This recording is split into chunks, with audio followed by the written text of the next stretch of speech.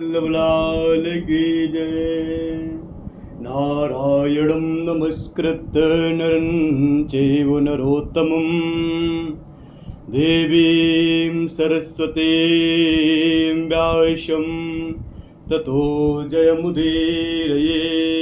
नारायण स्वरूप भगवान श्री कृष्ण तथा भगवान श्री कृष्ण के नित्य सखा नरश्रेष्ठ नरस्वरूप अर्जुन जी तथा उन लीलाओं को प्रकट करने वाली सरस्वती जी और लीलाओं का संकलन करने वाले वेदव्यास जी के श्री चरणों में प्रणाम करते हुए जय महाभारत का पाठ करना चाहिए। कल भीष्म जी और भगवान परशुराम जी में वाक युद्ध हो रहा था एक तरह से कि भीष्म जी कह रहे थे कि ठीक है आप कह रहे हैं लेकिन वह गुरु भी नहीं जो धर्म का साथ न दे। फिर गंगा जी बीच में आई कि युद्ध ना हो।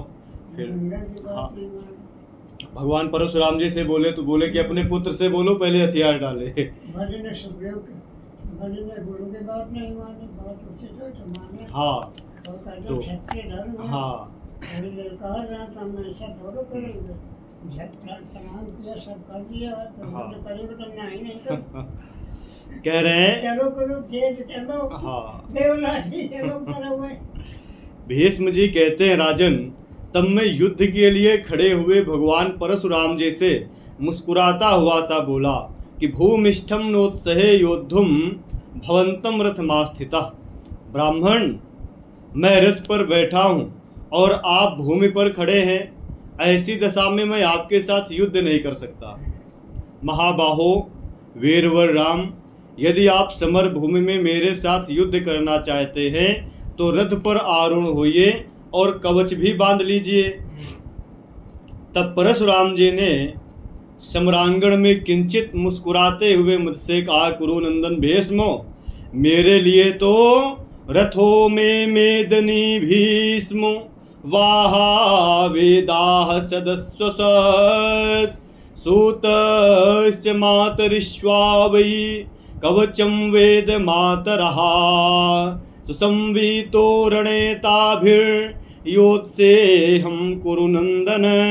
भगवान परशुराम जी से जब भीष्म जी ने कहा कि हम तो रथ पर हैं और आप जमीन पर ही हैं, ऐसे युद्ध कहाँ होगा, आप रथ और कवच धारण कीजिए। हाँ तब मुस्कुराते हुए परशुराम जी ने भीष्म जी से कहा कि कुरुनंदन भीष्मो, मेरे लिए तो पृथ्वी ही रथ है, चारों वेद ही उत्तम अश्वों के समान मेरे वाहन हैं, वायुदेव ही सारथी हैं और वेद माताएं गायत्री सावित्री और सरस्वती ही कवच हैं। इन सबसे आवृत और सुरक्षित होकर मैं रण क्षेत्र में युद्ध करूंगा।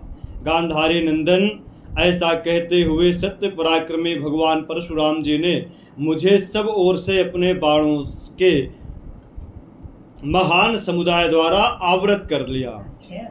उस समय मैंने देखा कि जमदग्नि नंदन परशुराम संपूर्ण श्रेष्ठ आयुधों से सुशोभित तेजस्वी एवं अद्भुत दिखाई देने वाले रथ में बैठे हैं। उसका विस्तार एक नगर के समान है जिस रथ पर वे बैठे हैं। हाँ, उस पुण्य रथ का निर्माण उन्होंने अपने मानसिक संकल्प से किया था। उसमें दिव्य यश जुटे हुए थे। वह स्वर्ण भूषित रथ, हाँ मानसिक संकल्प से स्वर्ण भूषित रथ सब ओर से सुसज्जित था। महाबाहो, भगवान परशुराम जी ने एक सुंदर कवच धारण कर रखा था जिसमें चंद्रमा और सूर्य के चिन्ह बने हुए थे। अंगुलियों की रक्षा के लिए गोह के चर्म के बने हुए दस्ताने पहने हुए थे। और उस समय युद्ध के इच्छुक परशुराम जी के प्रिय सखा वेद वेदता अकृतवर्ण ने उनके सारथी का कार्य संपन्न किया। भृगुनंदन राम आओ आओ कह करके बार बार मुझे पुकारते और युद्ध के लिए मेरा आवाहन करते। वे मेरे मन को हर्ष और उत्साह प्रदान करने लगे। उदयकालीन सूर्य के समान तेजस्वी अजय महाबली और क्षत्रिय विनाशक परशुराम अकेले ही युद्ध के लिए खड़े थे। अतः मैं भी अकेला ही उनका सामना करने के लिए गया। तब वे 3 बार मेरे ऊपर बाणों का प्रहार कर चुके। तब मैं घोड़ों को रोककर और धनुष रखकर रथ से उतर गया और उन ब्राह्मण शिरोमणि मुनि परशुराम जी का समादर करने के लिए पैदल ही उनके पास गया। जाकर विधि पूर्वक उन्हें प्रणाम करने के पश्चात यह उत्तम वचन बोला कि ओत्से त्वया रणे राम सदृशे नादिकेन वा गुरुणा धर्मशीलेन जयमासास्व में विभो। भगवान परशुराम, आप मेरे समान अथवा मुझसे भी अधिक शक्तिशाली हैं। मेरे धर्मात्मा गुरु हैं। मैं इस रण क्षेत्र में आपके साथ युद्ध करूंगा, अतः आप मुझे विजय के लिए आशीर्वाद दें कि हमारे विजय हो। भगवान परशुराम जी ने कहा, एवमेतत् कुरु श्रेष्ठ कर्तव्यम भूतमीक्षता धर्मो हेस महाबाहो विशिष्टैः सह युद्धताम।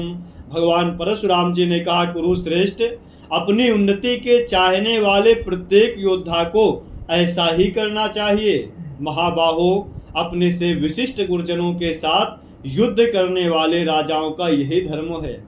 शपेयम त्वाम न चेदेवाम आगच्छेथा विशांपते युद्ध स्वतम रणे यत्तो धैर्य मालंब कौरवो।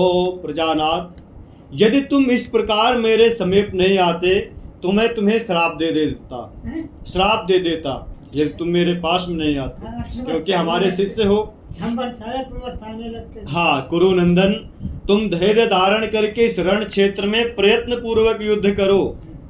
मैं तो तुम्हें विजय सूचक आशीर्वाद नहीं दे सकता। अच्छा। क्योंकि इस समय मैं तुम्हें पराजित करने के लिए ही खड़ा हूँ। हाँ। जाओ, धर्म पूर्वक युद्ध करो। तुम्हारे शिष्टाचार से मैं बहुत प्रसन्न हूँ। तब मैं उन्हें नमस्कार करके शीघ्र ही रथ पर जा बैठा और उस युद्ध भूमि में मैंने पुनः अपने स्वर्ण जटित शंख को बजाया।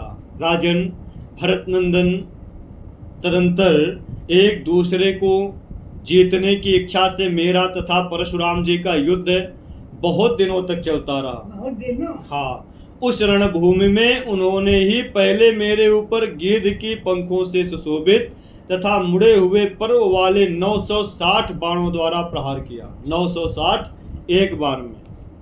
राजन, उन्होंने मेरे चारों घोड़ों सारथी को भी अवरुद्ध कर दिया, तो भी मैं पूर्ववत कवच धारण किए समर भूमि में डटा रहा।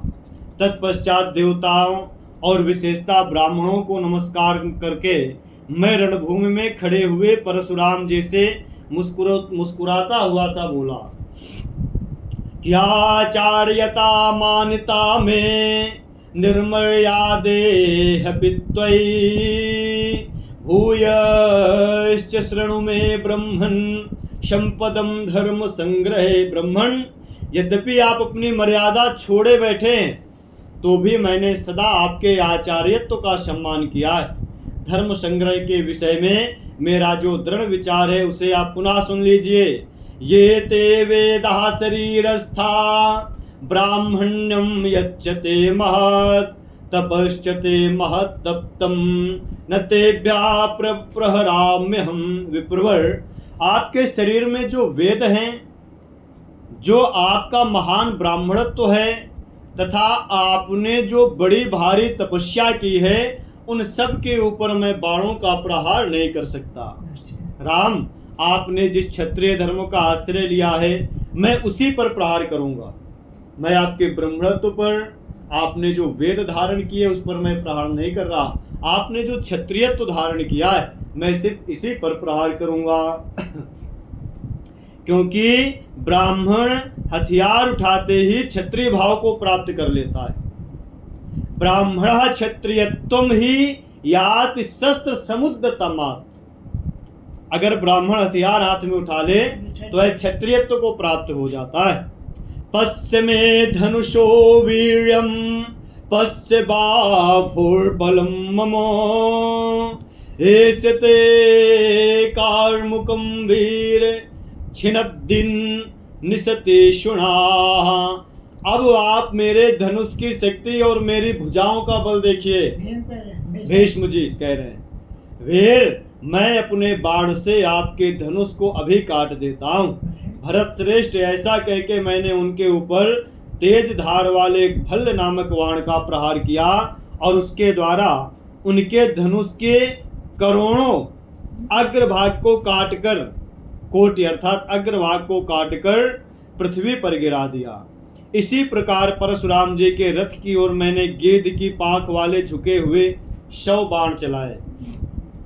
वे बाण वायु द्वारा उड़ाए हुए सर्पों की भांति परशुराम जी के शरीर में धंसकर खून बहाते हुए चल दिए। राजन, उस समय उनके सारे अंग लहूलुहान हो गए, जैसे मेरु पर्वत वर्षा काल में गेरू आदि धातुओं से मिश्रित जल से शोभा पाते हैं।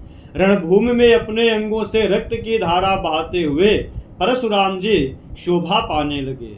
राजन, जैसे वसंत ऋतु में लाल गुच्छों के फूले अलंकृत अशोक और खिला हुआ पलाश सुशोभित होता है, परशुराम जी भी वैसी ही शोभा हुई।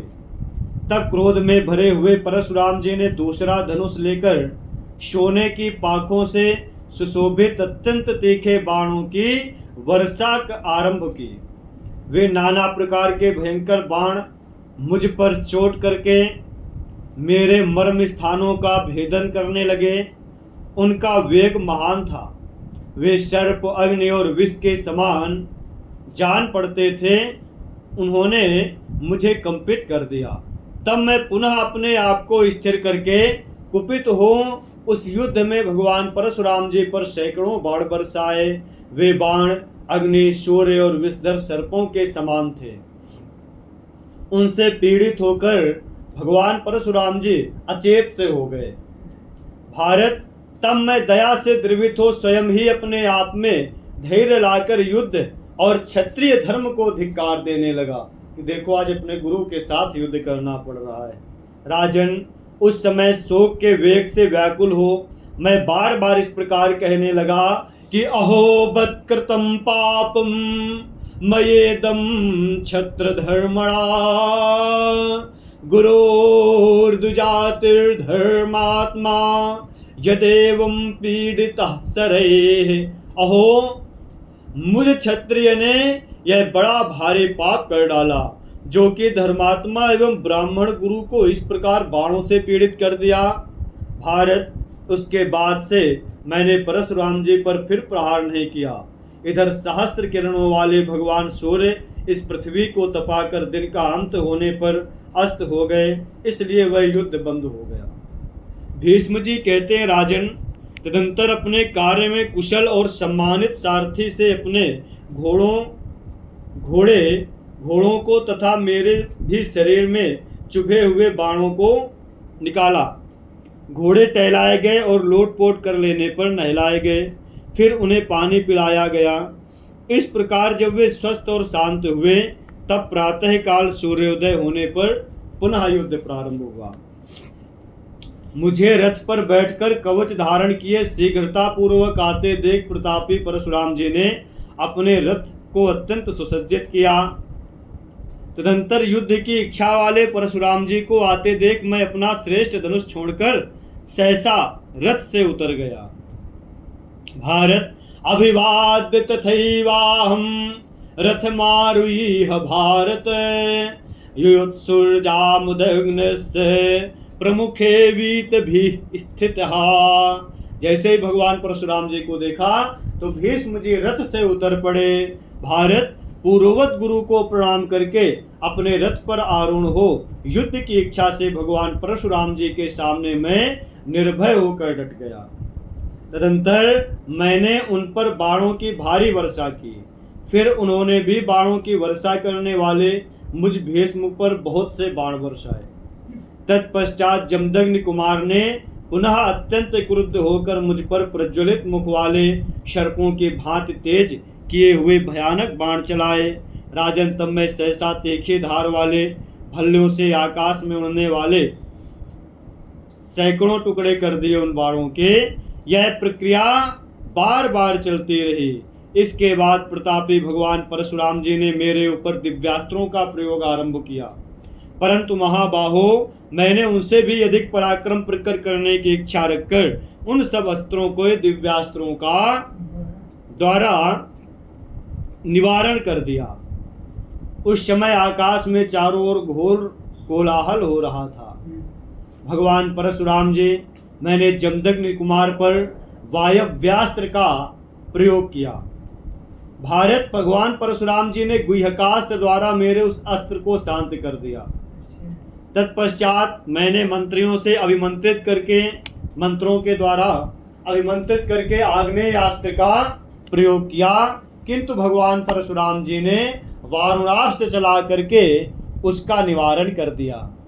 इस प्रकार मैं परशुराम जी के दिव्य अस्त्रों का निवारण करता और शत्रुओं का दमन करने वाले दिव्यास्त्र वेत्या तेजस्वी भगवान परशुराम जी मेरे अस्त्रों का निवारण करते। राजन,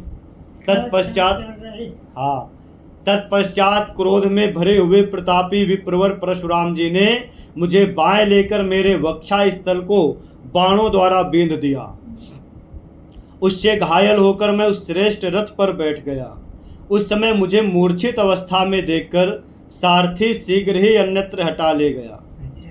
भारत श्रेष्ठ, परशुराम जी के बाण से अत्यंत पीड़ित होने के कारण मुझे बड़ी व्याकुलता हो रही थी। मैं अत्यंत घायल और अचेत होकर रणभूमि से दूर हट गया था। भारत, इस अवस्था में मुझे देखकर परशुराम जी के अकृत व्रण आदि सेवक तथा काशी राज की कन्या अम्बा, ये सब के सब अत्यंत प्रसन्न हो कोलाहल करने लगे। इतने ही में मुझे चेत हो गया और सब कुछ जानकर मैंने सारथी से कहा, सोत, जहाँ परशुराम जी हैं वहीं ले चलो। मेरी पीड़ा दूर हो गई और अब मैं युद्ध के लिए स्वस्थ हूँ। कुरुनंदन, तब सारथी ने अत्यंत शोभाशाली अश्वों द्वारा, जो वायु के समान वेगशाली थे, युद्ध भूमि में पहुंचाया। तब मैंने क्रोध में भरे हुए परशुराम जी के पास जाकर उन्हें जीतने की इच्छा से स्वयं भी क्रोधित होकर के उनके ऊपर बाणों की वर्षा प्रारंभ की, किंतु परशुराम जी ने सीधे लक्ष्य की ओर जाने वाले उन बाणों के आते ही एक एक को 3-3 बाणों से काटकर तुरंत शांत कर दिया। इस प्रकार मेरे चलाए हुए वे सब सैकड़ों हजारों तीखे बाण परशुराम जी के सहायकों से कटकर 2-2 टूक होकर नष्ट हो गए। तब मैंने पुनः जमदग्नि नंदन भगवान परशुराम जी की ओर उन्हें मार डालने की इच्छा से कालाग्नि को समान प्रज्वलित तथा तेजस्वी बाण छोड़ा। उसकी गहरी चोट खाकर परशुराम जी उस बाण के वेग के अधीन हो समर भूमि में मूर्छित हो गए और धरती पर गिर पड़े। परशुराम जी के पृथ्वी पर गिरते ही मानो आकाश से सूर्य टूटकर गिरे हों, ऐसा समझकर सारा जगत भयभीत होकर हाहाकार करने लगा। कुरुनंदन, उस समय वे तपोधन और काशीराज की कन्या सब के सब अत्यंत उद्विग्न हो गए।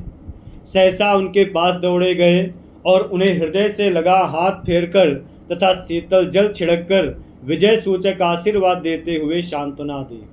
तदंतर कुछ स्वस्थ होने पर परशुराम जी उठ गए और धनुष पर बाण चढ़ाकर विभर स्वर से बोले, भीष्म तिष्ठ भीम हतोसीत बाणम संधाय कार्मुके। विभल स्वर से बोले, भीष्म खड़े रहो, अब तुम मारे गए।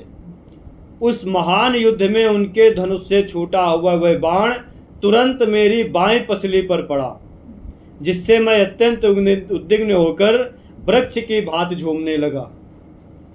फिर तो परशुराम जी उस महासंगमर में शीघ्र छोड़े हुए अस्त्र द्वारा मेरे घोड़े को मारकर निर्भय हो मेरे ऊपर पांखों से उड़ने वाले बाणों से वर्षा करने लगे। महाबाहो, तत्पश्चात मैंने शीघ्रता पूर्वक ऐसे अस्त्र का प्रयोग किया जो युद्ध भूमि में विपक्षी की गति रोक देता था।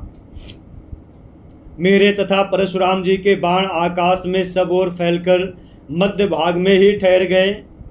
उस समय बाणों से के समूह से आच्छादित होने के कारण सूर्य तपता नहीं था, यानी उस क्षेत्र में इतने बाण ऊपर हो गए कि सूर्य का प्रकाश ही नहीं पहुंच रहा था।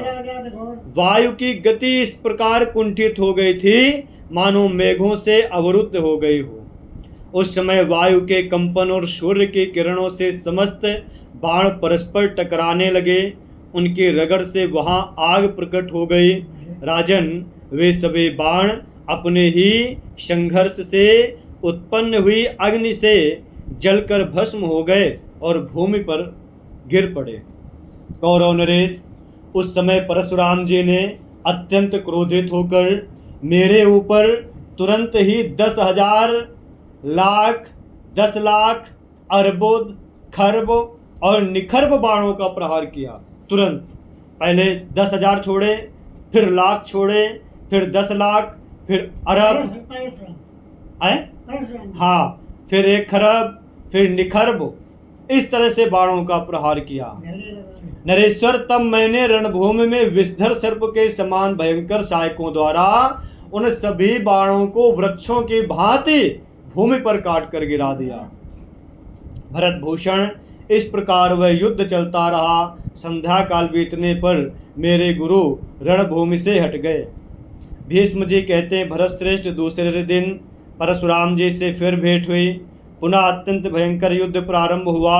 फिर तो दिव्यास्त्रों के ज्ञाता शूरवीर और धर्मात्मा भगवान परशुराम जी प्रतिदिन अनेक प्रकार के अलौकिक अस्त्रों का प्रयोग करते। कह रहे हैं, राजन, मेरा रथ चारों ओर से उनके बाणों से व्याप्त हो रहा था। घोड़े और सारथी भी यही दशा थी और रथ का धुरा उनके बाणों से कटकर टूक टूक हो रहा था। कह रहे हैं, जिस प्रकार परशुराम जी मेरे सहायकों समूहों से संतप्त थे, उसी प्रकार मैं भी उनके बाणों से अत्यंत घायल हो रहा था। तदंतर सायंकाल में जब सूर्य अस्ताचल को चले गए, तब फिर युद्ध बंद हुआ। भीष्म जी कहते हैं, राजन, तदंतर प्रातः काल जब सूर्यदेव उदित हुए, उस समय फिर युद्ध प्रारंभ हुआ।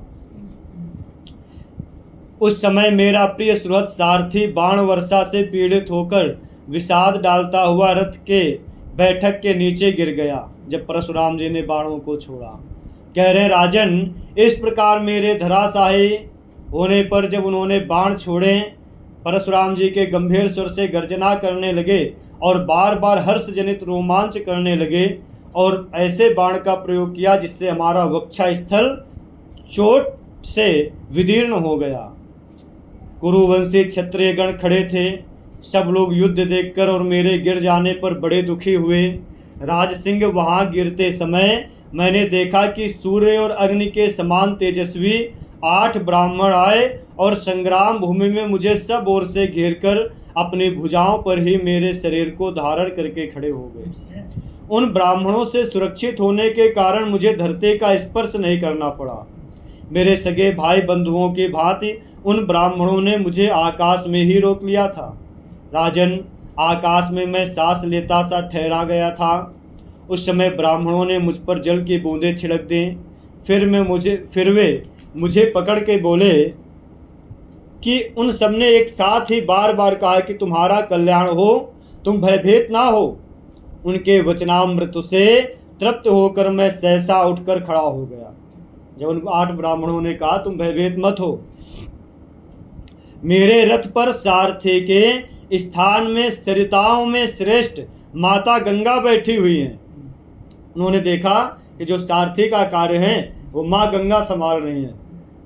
कौरव राज, उस युद्ध में महानदी माता गंगा ने मेरे घोड़ों की बागडोर पकड़ रखी थी। तब मैं माता के चरणों का स्पर्श करके और पितरों के उद्देश्य से भी मस्तक नवाकर उस रथ पर जा बैठा।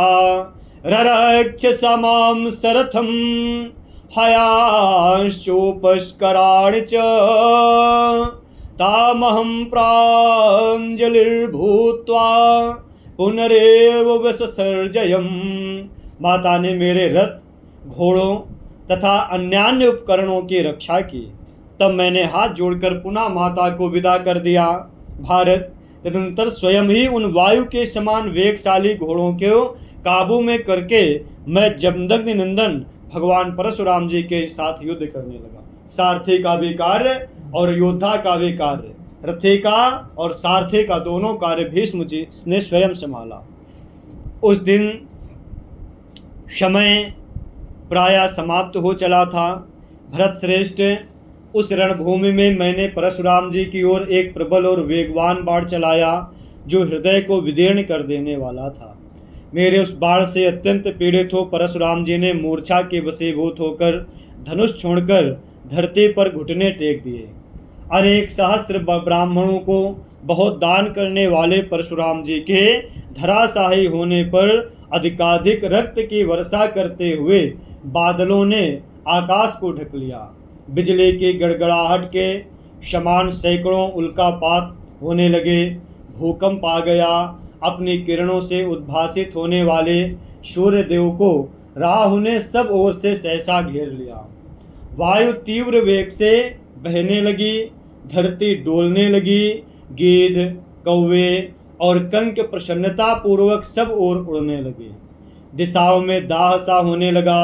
गीदड़ बार बार भयंकर बोली बोलने लगे। कुरुनंदन, इसी समय परशुराम जी सहसा उठकर क्रोध से मूर्छित और पुनः युद्ध के लिए मेरे समीप उपस्थित हुए। परशुराम जी ताड़ के समान विशाल धनुष लिए हुए थे। जब वे मेरे लिए बाण उठाने लगे तब दयालु महर्षियों ने उन्हें रोक दिया। वह बाण कालाग्नि के समान भयंकर था। अमेय स्वरूप भार्गव ने कुपित होने पर भी मुनियों के कहने से उस बाण का उपसंहार कर लिया। मुनियों के कहने पर कुपित होने पर कि अब मत चलाओ, इस समय सायंकाल होने जा रहे। सूर्य देव युद्ध भूमि से उड़ती हुई धूलि को आच्छादित करते हुए अस्ताचल को चले गए। रात्रि आ गई। सुखद शीतल वायु चलने लगी। उस समय हम दोनों ने युद्ध के समाप्त कर दिया। राजन, इस प्रकार प्रतिदिन संध्या के समय युद्ध बंद हो जाता और प्रातःकाल सूर्योदय होने पर पुनः भयंकर संग्राम छिड़ जाता था। इस प्रकार हम दोनों के युद्ध करते करते 23 दिन बीत गए। 23 दिन, हाँ 23 दिन लगातार युद्ध हुआ। कह रहे हैं भीष्म जी कहते हैं राजेंद्र, आमने सामने फौज फाटा कुछ नहीं।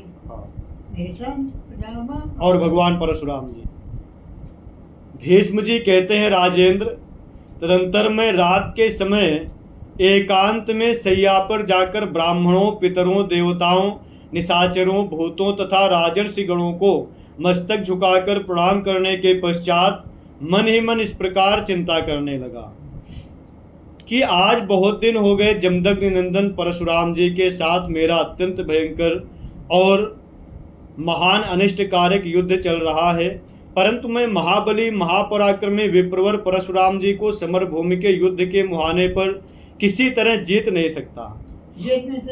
हाँ, अच्छा। यदि प्रतापी जमदग्नि नंदन को जीतना मेरे लिए संभव हो तो प्रसन्न होकर देवगण रात्रि में मुझे दर्शन दें। अच्छा।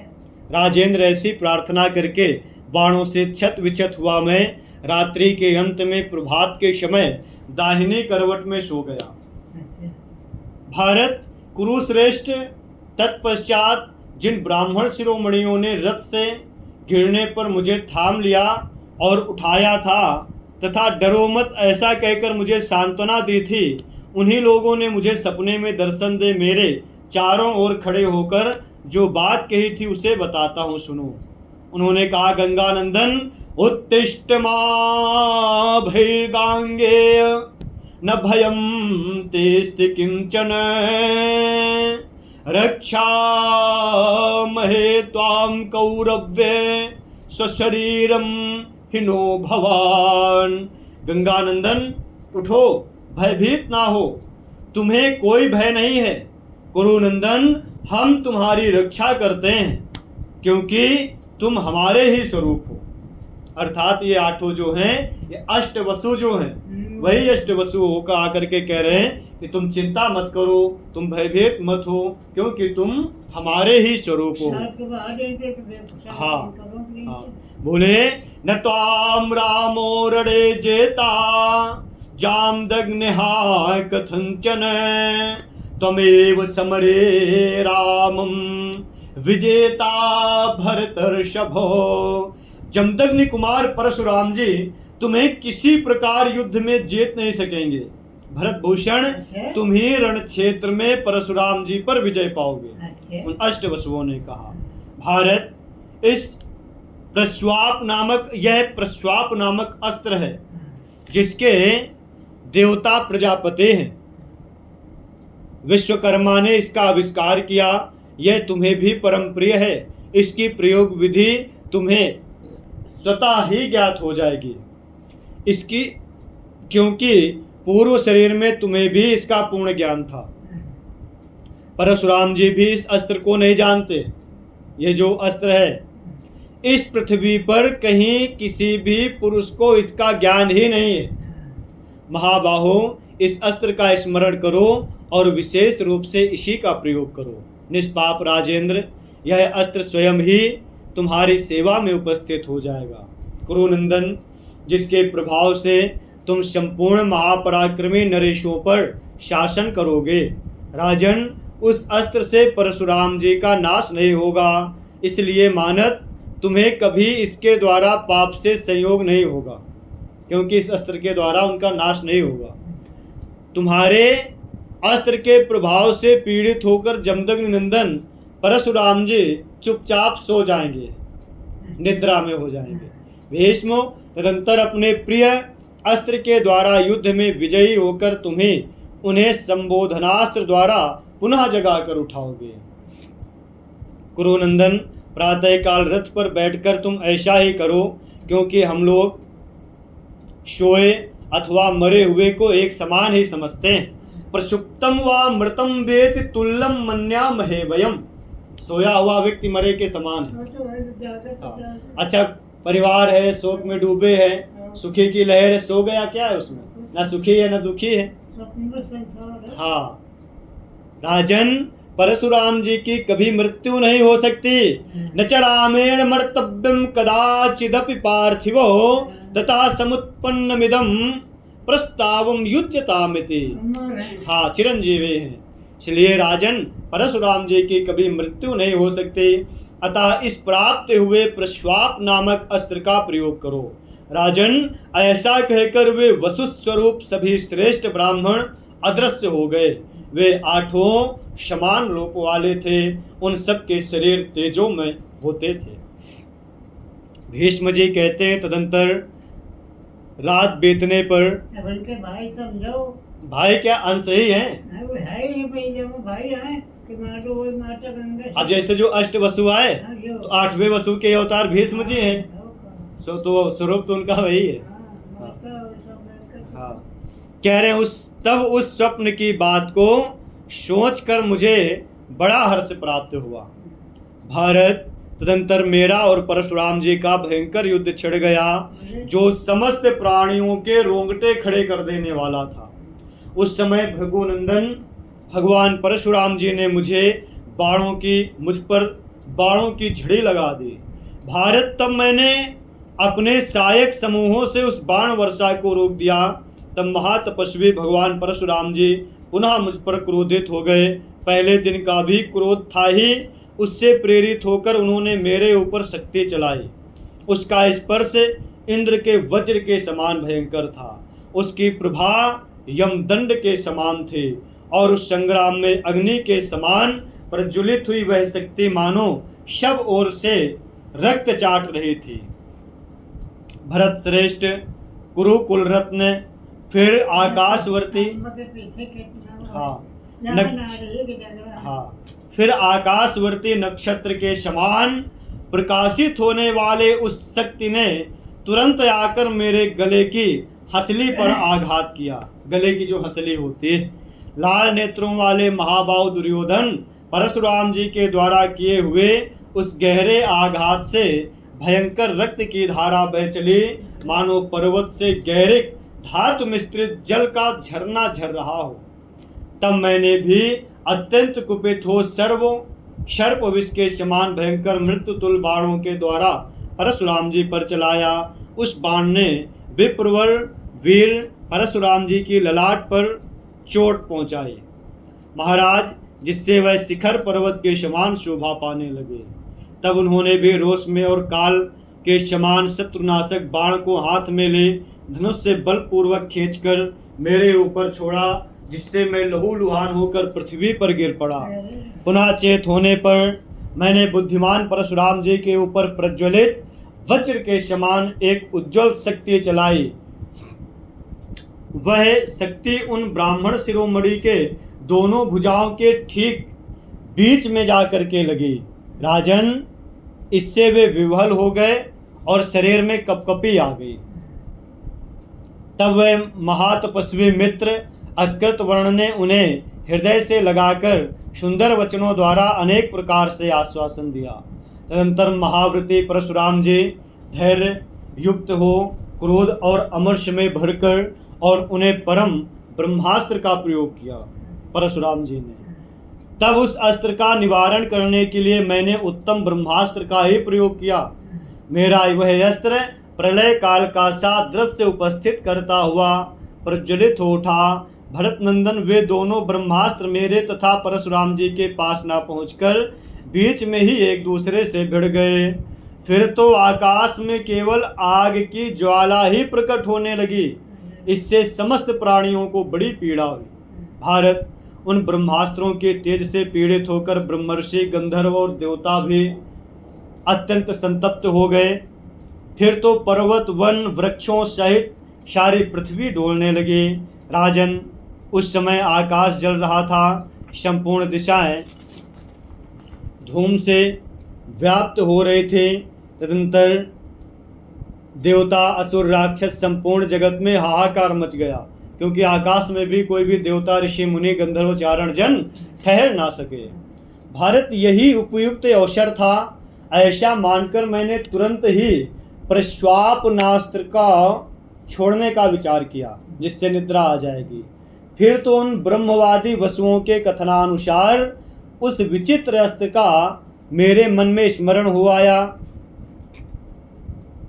भीष्म जी कहते हैं, राजन कौरव नंदन, तदंतर भीष्म, प्रश्वापनास्त्र का प्रयोग ना करो। इस प्रकार आकाश में महान कोलाहल मच गया। तदंतर मैंने भृगुनंदन परशुराम जी को लक्ष्य करके उस अस्त्र को धनुष पर चढ़ा ही लिया।